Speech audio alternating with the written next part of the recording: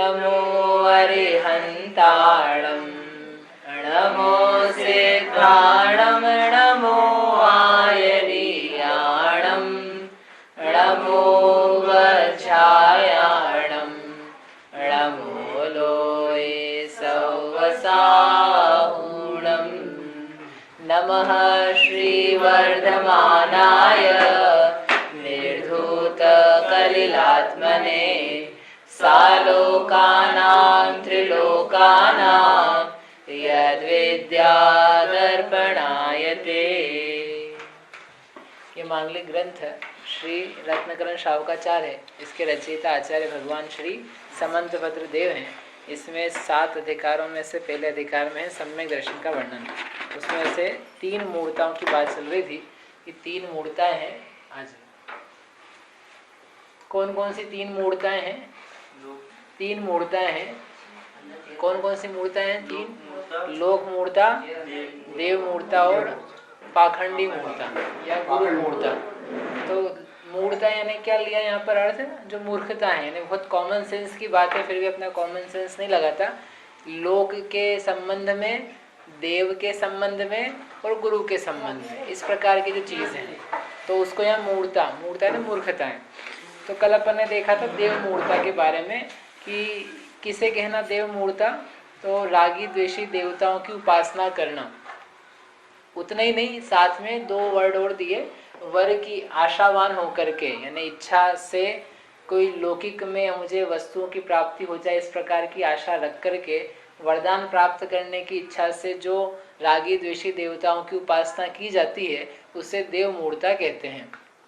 तो उसके बारे में अपन ने कल समझा था। अंत में ये देखा था कि फिर जैन धर्म में भी अनेक प्रकार के देवी देवता हैं, उनकी उपासना, उनकी आराधना भी करते हैं। तो वो भी सब किस में चला जाता है? फिर देव मूर्ता में।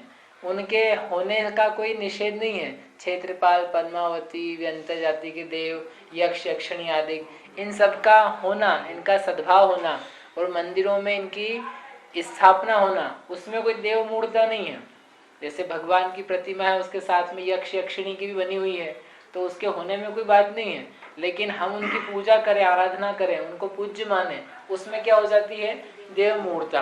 किस रूप में पूजा जाएगी? ये हमको कुछ फिर बदले में देंगे, हमारी रक्षा करेंगे, अथवा यही मानना कि जिन धर्म की रक्षा करते हैं, वास्तव में जिन धर्म की रक्षा तो कोई कर नहीं रहे हैं।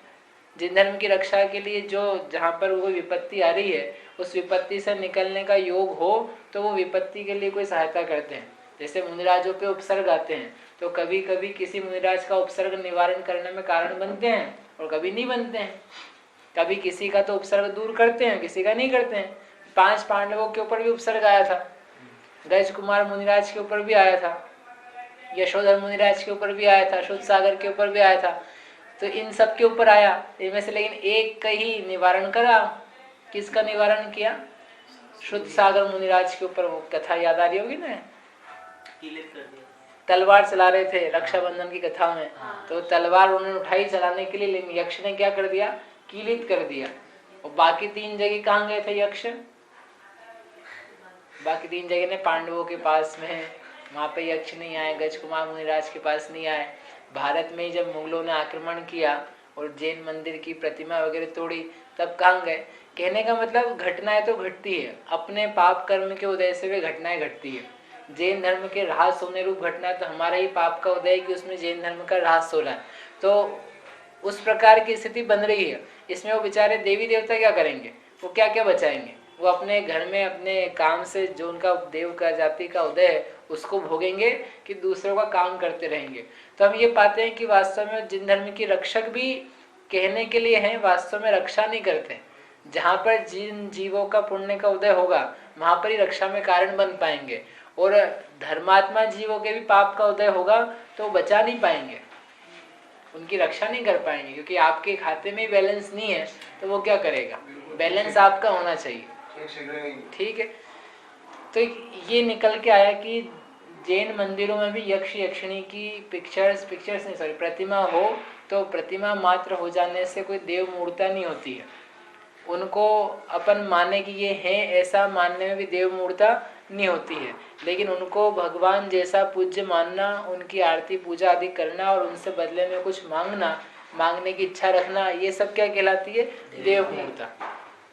और बाकी दुनिया के लौकिक देवी देवता पूजना वो तो है ही देव मूर्ता, कि जो जिसमें कुछ है ही नहीं, राग द्वेष ही बना हुआ है और ना सर्वज्ञता है ना वास्तविक धर्म की उपासना है, तो वो कैसे सच्चा धर्म और सच्चे हित की बात हो सकती है? तो ये सब आप समझते हो।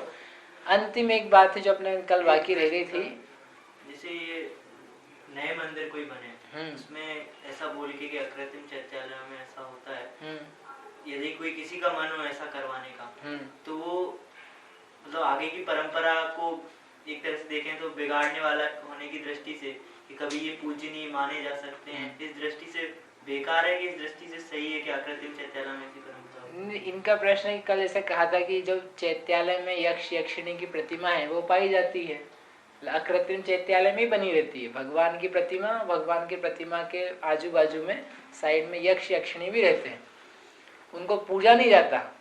वो रहते हैं ये दिखाने के लिए कि देवी देवता भी भगवान की उपासना करते हैं। तो ऐसे ही देख करके कोई व्यक्ति कहे कि हम भी अब जो प्रतिमा बनाएंगे वो कैसी बनाएंगे?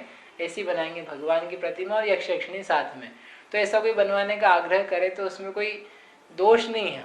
दोष नहीं है मतलब कि वो तो वैसी रहती है, लेकिन जो व्यक्ति कह रहा है कि नहीं ऐसी होनी चाहिए था क्योंकि वहाँ भी ऐसी होती है, तो साथ में ये नॉलेज और एजुकेशन भी साथ में उसके होनी चाहिए कि भगवान ही पूज्य हैं, ये पूज्य नहीं है।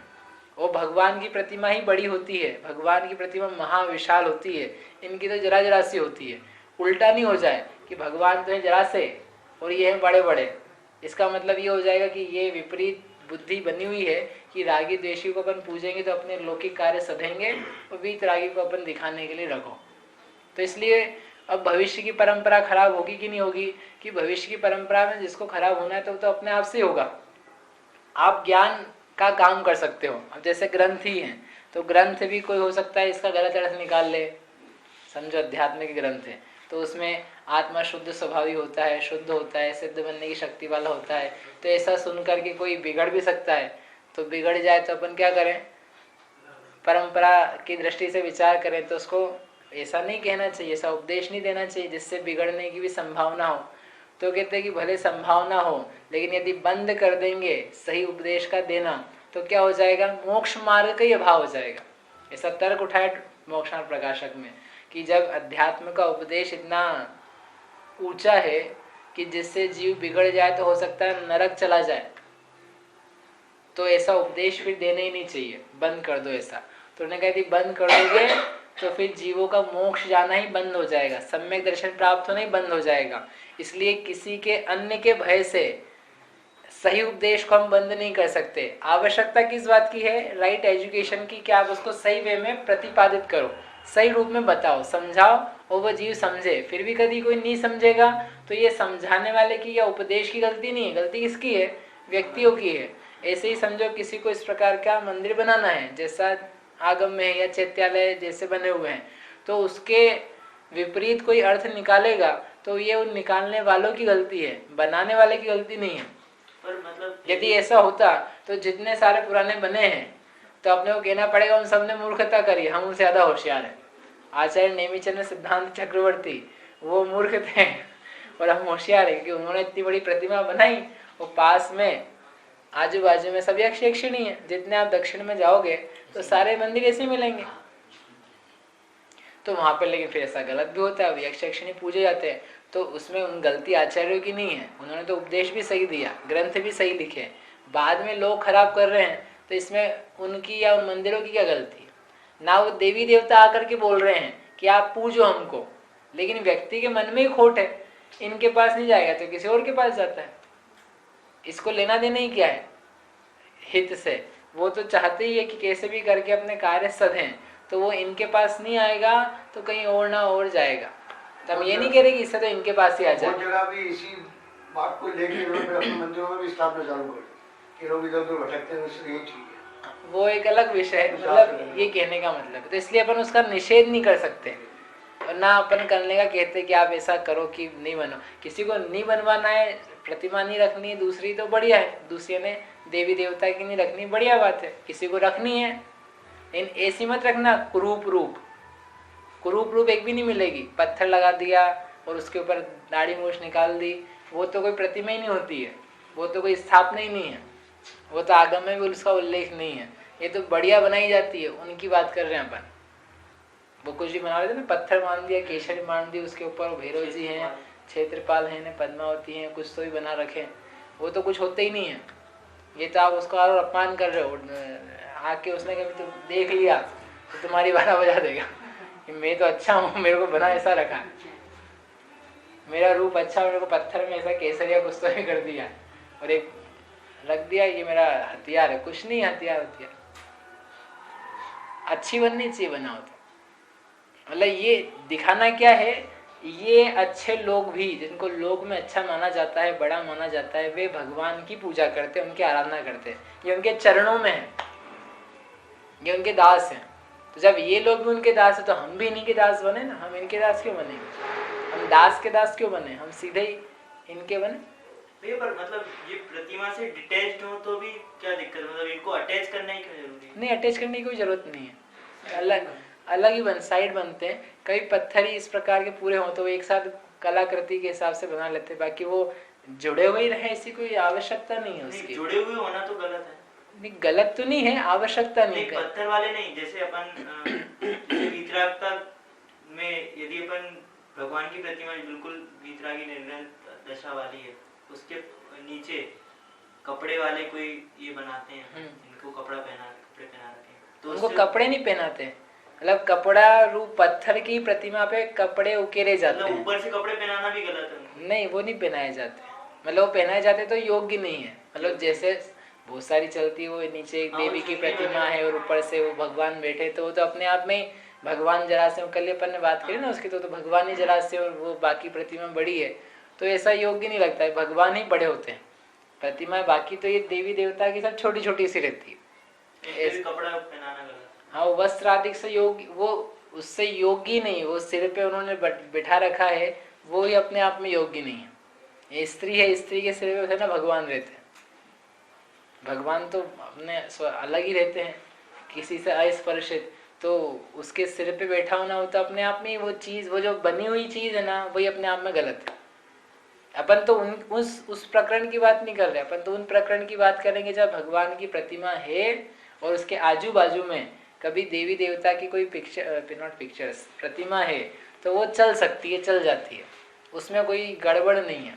एज लॉन्ग एज आपका ज्ञान सही है, आपका उद्देश्य सही है और आपकी भावनाएं बराबर है कि हम इनकी पूजा के लिए नहीं करवा रहे, ये रक्षा करेंगे इसलिए नहीं करवा रहे, इनसे कुछ मांगेंगे इसलिए नहीं करवा रहे, ये तो पूज्यता को दिखाने के लिए बता रहे कि ये बड़े लोग भी इनकी पूजा करते हैं। इस टाइप का हमारा व्यू है, तो कोई बात नहीं है, ठीक है। हाँ,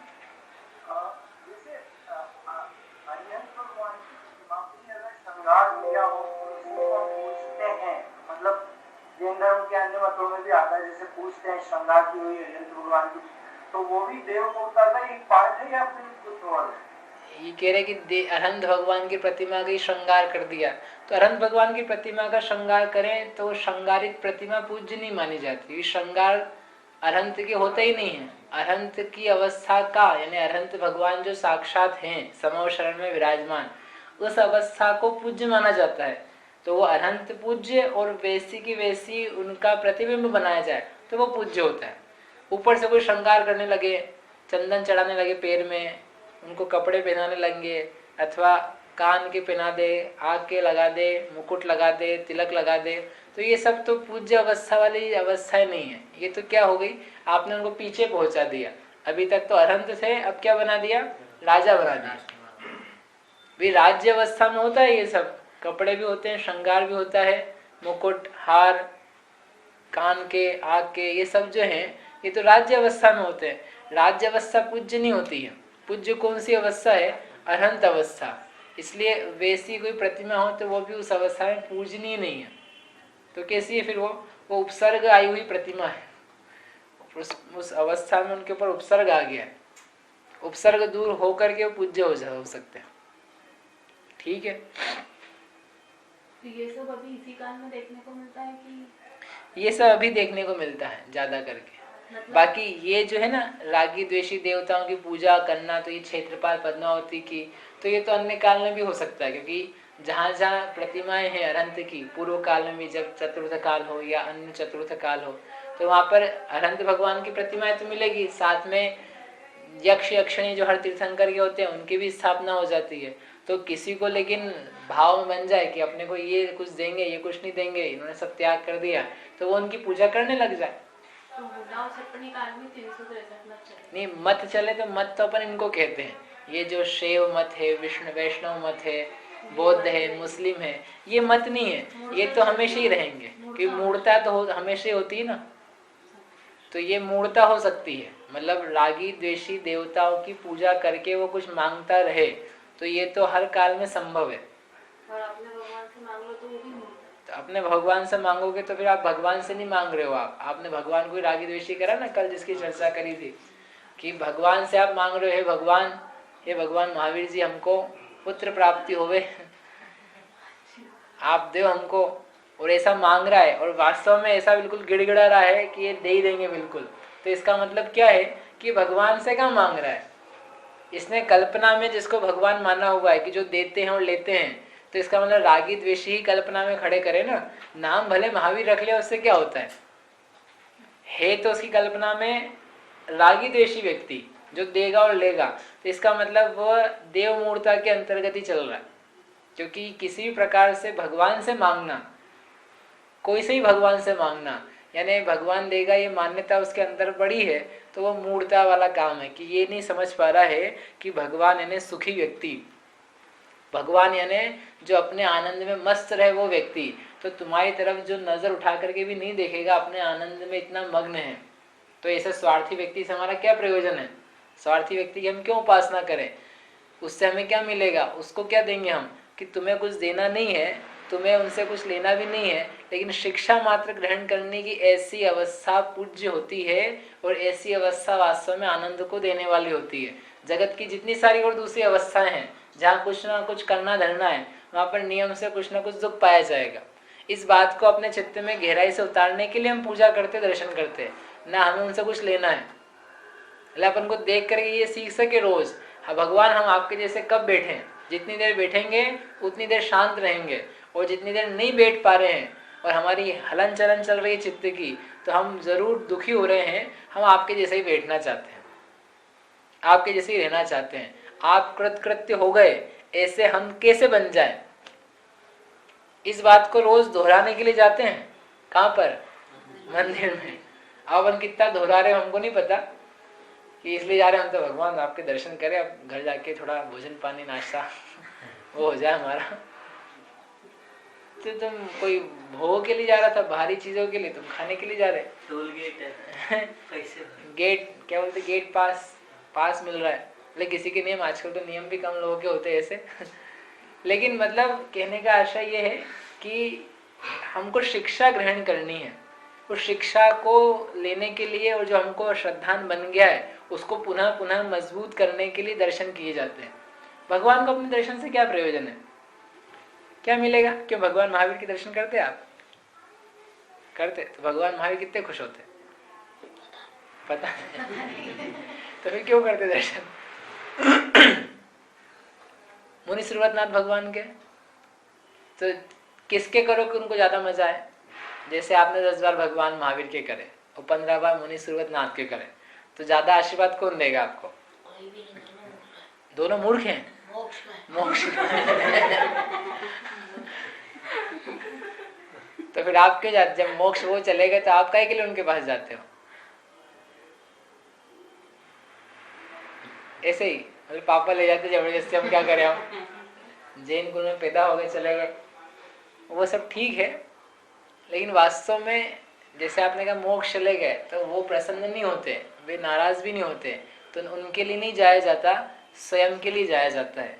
ये बात अपन बचपन से हो सकता है सीख रहे हो, लेकिन जीवन के अंत समय तक सीखने विचारने लायक है कि हम भगवान के लिए मंदिर नहीं जाते हैं, भगवान के लिए शास्त्र नहीं पढ़ते हैं, किसी को दिखाने के लिए भी नहीं पढ़ते हैं, वास्तव में उनसे सीख करके हम अपनी आत्मा का उद्धार कर सकें, इसके लिए सब पढ़ा जाता है, दर्शन किए जाते हैं, पूजा की जाती है, व्रत धारण किया जाता है, आत्मा में लीन हुआ जाता है। एकमात्र अपने हित का ही प्रयोजन है और कोई रीजन ही नहीं है। दुनिया के जितने मत हैं वो तो भगवान के लिए पूजे जाते हैं, भगवान के लिए जाते हैं। भगवान नाराज नहीं हो जाए इसलिए जाते हैं। यहाँ नाराजगी का प्रसन्नता का कोई प्रश्न ही नहीं है। ठीक, अंतिम प्रश्न था अपना जो कल का रह गया था, उसको पूरा करके करते हैं कि फिर हमारे यहाँ भी स्तुतियों में लिखा है भगवान आपने हमारा उद्धार कर दिया। क्या है? सीता को चीर बढ़ायो, अंजन से किए अकामी, सीता प्रति कमल रचायो, अंजन से किए अकामी, दुख मेटो अंतर्यामी, अपुत्रिन को द्रौपदी को चीर बढ़ायो और अपुत्रिन को पुत्र दीने, और सब आपने सब काम कर दिए। ऐसी बहुत सारी स्तुतियां हमारे यहाँ भी। तो जब हमारी ऐसी स्तुतियां हैं, भगवान ने ऐसा किया, भगवान ने ऐसा किया, तो फिर हम भी ऐसा मान करके आगे भगवान के सामने मांगने लगे, तो इसमें क्या गलत बात है? क्या गलत बात है? कुछ स्तुति पढ़ी कि नहीं पढ़ी ऐसी कभी आपने? हे भगवान आपने लाखों को ताड़ दिया, अंजन जैसे चोर को ताड़ दिया है, ये सब निकल गए आपकी कृपा से, तो फिर हमारा भी उद्धार करो। उसमें ऐसा थोड़ी बताया है कि भगवान ने उनको कुछ दिया है तो मतलब पार होगा। उनसे ये बताया उन्होंने भक्ति की भगवान की, हाँ, श्रद्धा, मतलब उनके जैसा बने तो फिर उनको मिला ना। तो ये तो आप कह रहे हो, हमने तो सीधे सीधे ऐसे ही पढ़ा है, द्रौपदी को चीर बढ़ायो। हे भगवान आपने द्रौपदी के ऊपर जब विपत्ति आई थी तो उसका चीर ने कपड़े को बढ़ाते चले गए।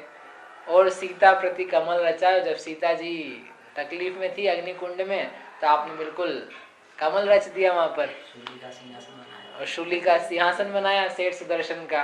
और भी बहुत सारी कथाएं ऐसी। वज्र कुमार था, वज्र कुमार को जब वो नदी में पटका तो उसके ऊपर सिंहासन आ गया, फिर सुदर्शन सेठ के ऊपर वो हो गया सिंहासन, शूली की माला बन गई। और जो सोमा सती थी उसका नाक का हार बन गया।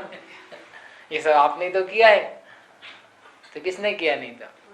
तो ये तो ऊपर ऊपर की लाइनें हैं। थोड़ा सा आगम से ही इनको आप खोल के देख लो कि क्या लिखा हुआ है, तो आप पाओगे कि ये सब भगवान ने एक भी काम नहीं किया, ये सब देवताओं ने किया है। यदि करने की तरफ से अपन बात करें तो मोटी मोटी कि वो भगवान तो वहाँ एक भी नहीं आए। शीतलनाथ भगवान ने, शांतिनाथ भगवान ने नहीं भेजा सोमा सती के ऊपर देखो सांप आ रहा है, तुम जाओ जरा हेल्प करो। ये सीता जी जो है नग्नी में कूद रही है, जाओ जरा हेल्प करो। मतलब एक भी भगवान ने इंस्ट्रक्शन नहीं दिया। आप ध्यान से पढ़ना सारी कथाओं को, भगवान का इंस्ट्रक्शन बनते ही नहीं कहीं। अन्य मतों की जितनी कथा है वहां सब जगह भगवान इंस्ट्रक्शन देते हैं कि आप जाओ वहां पे हेल्प करो, आप अवतार लो, आपके अवतार की आवश्यकता है। एक भगवान दूसरे भगवान को जाके बोलता है कि आपकी वहां जरूरत है। वो भगवान को पता नहीं था, दूसरे भगवान को आके बताना पड़ता है। यानी जितनी कथाएं हैं, इन कथाओं की गहराई से विचार किया जाए तो दिखेगा कि ये इसमें भगवान का तो कोई रोल नहीं है।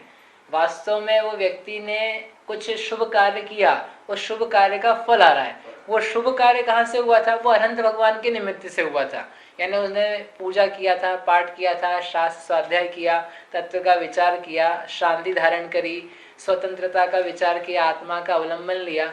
ये सारे जो उत्तम कार्य थे उस जीव ने पूर्व काल में, उस काल में जब विपत्ति आई थी तब ऐसा किया।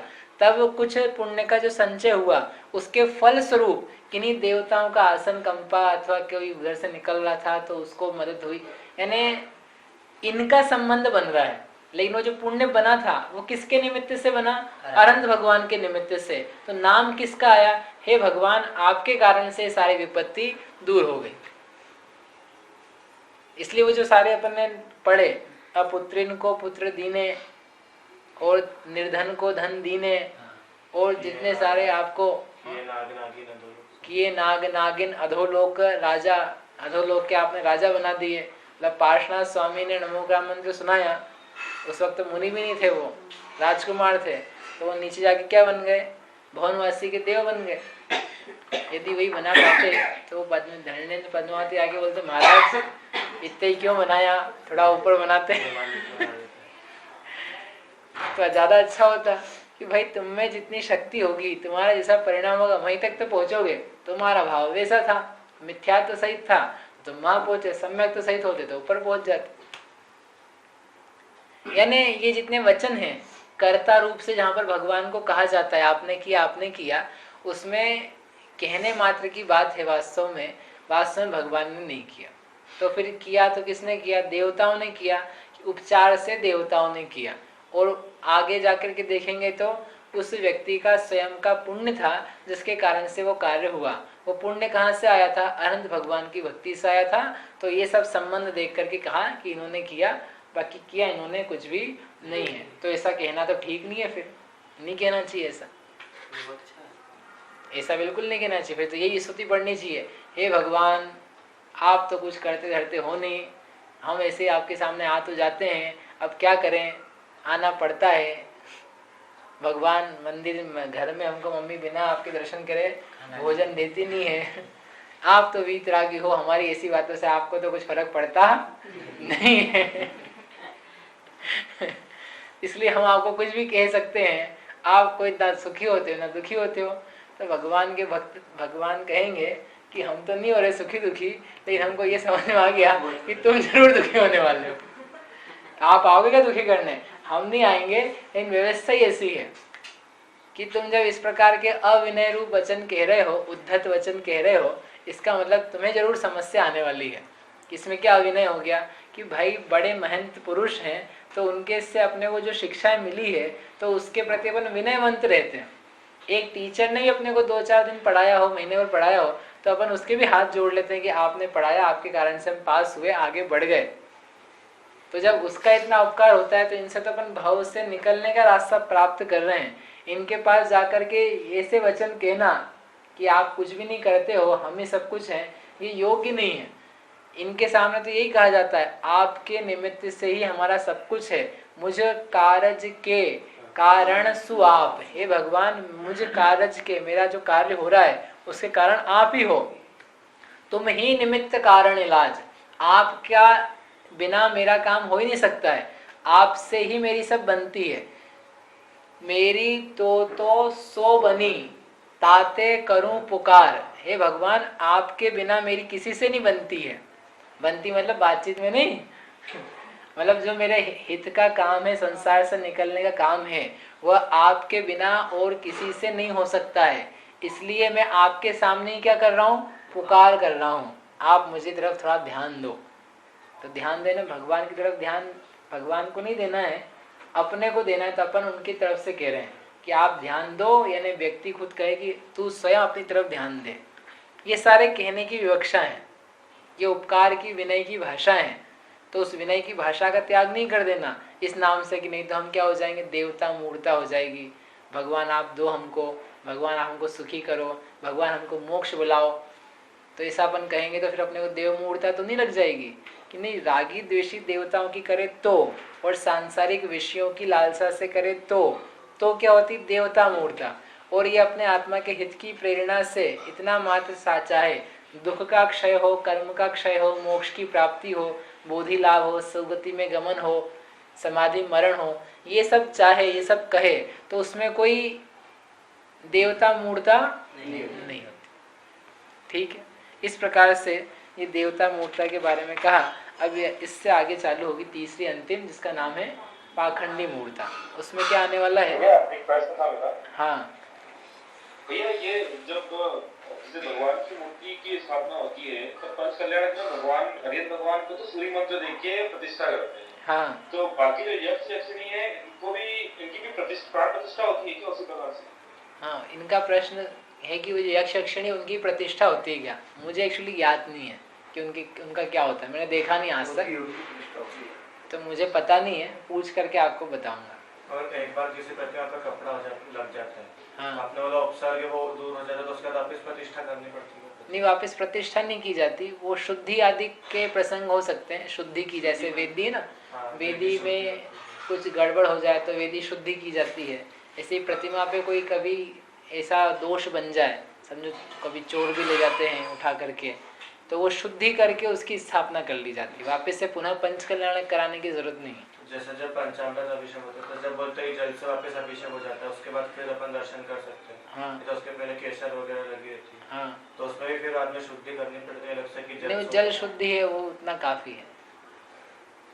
और जैसे मक्सी जी में भी ऐसा है ना कुछ कि मॉर्निंग आवर्स में वो कपड़े नहीं पहनाते हैं, पहले दिगंबरों के लिए वो होते, फिर उसके बाद में फिर श्वेतांबरों का, तो उसमें जो पुजारी उससे पूछना शुद्धि कैसी करता है।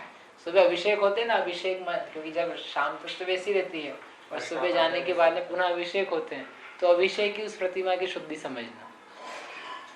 नहीं, प्रतिमा को तो श्वेतांबर में भी कपड़े नहीं पहनाए जाते हैं, आंगी वगैरह पहनाते हैं, आंखें लगती है। नहीं आंगी पहनाते हैं, आंगी तो शाम के श्रृंगार में पहनाते हैं। अच्छा, सुबह प्रतिमा को आंगी नहीं होती है। सुबह जब प्रतिमा वो लग्न अवस्था ही, बैठी प्रतिमा सारी लग्न अवस्था की होती है। खड़ी प्रतिमा में गड़बड़ करी इन्होंने, उसमें कपड़ा का वो बनावट उसके अंदर आ जाती है। तो मछली में जो आपने बताया उसमें आंखें लगती है। अच्छा, क्योंकि श्वेतांबर मत में आंखें रहती है भगवान की, आंखें भी रहती हैं, कभी करने के भी देखे हमने। और अपने दिगंबर मत में जो है वो नासा दृष्टि, इनमें आंखें अलग से लगती है वापस, तो नेत्र रोड लगाना निकालना वो चलता है वहाँ पे उसका। तो वो अभिषेक है, वो अभिषेक से उसकी शुद्धि समझ। ये कभी कोई ऐसी प्रतिमा अपने सामने अतिशय वाली ऐसी प्रकट हो जैसी वहाँ पे होती है कृत्रिम चैत्यालयों में, जिसका अपने आप ही स्फटिक मणियों द्वारा लाल नख मुख नयन सब इस प्रकार के सब इस प्रकार की अवस्था हो। हाँ। तो उसमें कोई दिक्कत है? नहीं, कोई दिक्कत नहीं है। और नाना रंग की जो प्रतिमा है, होठ वगैरह भी अलग अलग रंग के स्वाभाविक रूप से हैं, वो सब पूज्य है, वो सब पूज्य है, उसमें कोई दिक्कत नहीं है। पत्थर में से डिजाइन है, पेंट करना गलत है। पेंट ऊपर से तो लेप कर दिया गया, वो ठीक नहीं। लेपी हुई प्रतिमाएं नहीं होती जैन आगम में, प्रतिमाएं उकेरी निकली हुई होती है, मतलब निकाल करके बनाई जाती है। जो एक्स्ट्रा मटेरियल था वो निकाल दिया, जो शुद्ध था वो रह गया, वो प्रतिमा पूज्य मानी जाती है। जो पाषाण की है, धातु वगैरह की अलग बात है, तो वो उस टाइप की बनी हुई है और उसमें रंग अलग प्रकार के हैं, तो उसमें कोई अशुद्ध नहीं हो प्रतिमा। अपने को देखने में अलग लगती है, अलग बात है कि ये अच्छी नहीं लग रही है, बीच में कुछ रंग है, कुछ शेड्स आ गए, लेकिन वो प्रतिमा तो प्रतिमा है, प्रतिमा शुद्ध है। वो जोड़ भी नहीं, अनेक प्रकार के तो लोग भी ऐसे हो सकते हैं, मतलब एक्चुअल में कोई व्यक्ति इस प्रकार का हो जिसका शरीर का रंग ऐसे ही हो और वो भगवान बने, उसमें क्या दिक्कत? तो उसका शरीर उसी प्रकार का रहेगा अनंत अवस्था में, तो वो सब हो सकती है। 6 प्रकार के संस्थान 12-13वें गुण स्थान में होते हैं। वामन आकार भी होते हैं, मुंडक भी होता है, तो उस आकार का भी होता है, काले रंग का भी होता है, विचित्र रंग का भी हो सकता है। तो रंग रूप से कोई दिक्कत नहीं है प्रतिमा में। हाँ, जोड़ 2 पत्थरों को मिला करके नहीं बनाई जाती है, मिट्टी की नहीं बनाई जाती, जोड़ के नहीं बनाई जाती, तोड़ के बनाई जाती है। यहीं तक। जावाणी के ज्ञान थे सूझे लोकालोक, सो वाणी मस्तक नमो सदा दे तुम